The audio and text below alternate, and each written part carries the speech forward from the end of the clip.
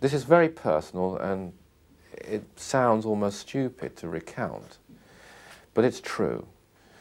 I had a choice of attending a seminar on cosmic things to do with the Aetherius Society, or buying some gym shoes. As a student, I was very poor, as a lot of students are.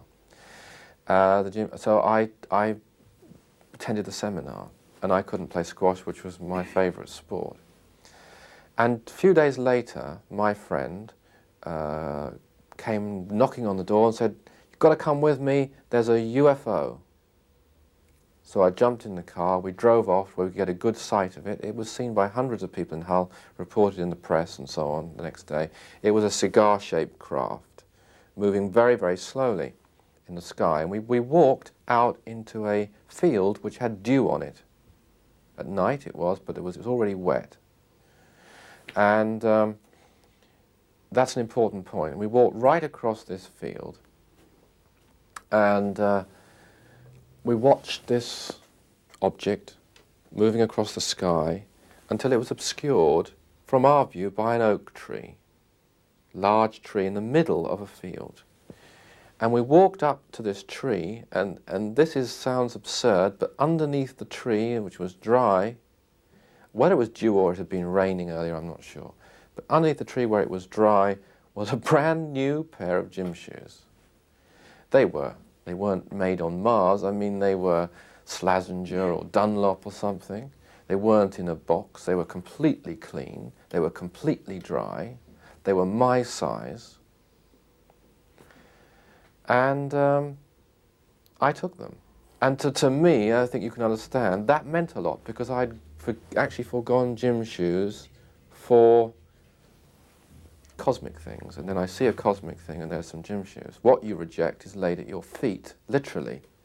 That's an old saying, your feet, gym shoes. So that meant everything to me. Now, you could say, some people would say that's an amazing coincidence, but I don't believe in coincidence anyway. And I think what do you think it is really? I mean, how would you explain? I don't know. I mean, it could be a number of things. I don't know. I am not saying a great cosmic being came along and put some gym shoes under a tree.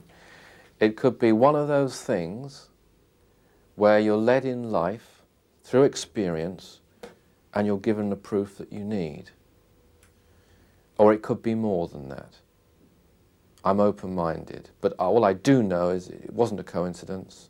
It was too specific. And it taught me that it was a confirmation of my beliefs. It added to my faith, if you like. And it's something that I always remember. And it's definitely true.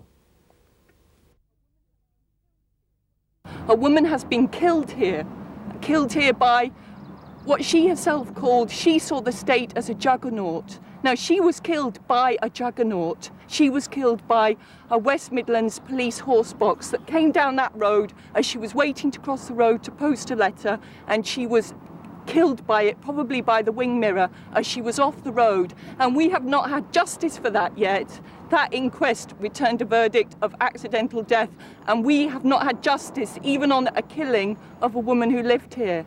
Because they say she was in the middle of the road. Well, she wasn't in the middle of the road, and even if she had been, he should have stopped, but she wasn't, she was off the road.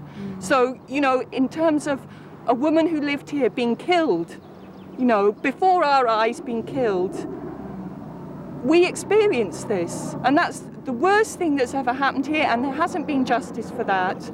And, you know, it's not something that's academic. This is the struggle of our lives. And some of us already haven't survived. And it's like the witch burnings, the European witch burnings.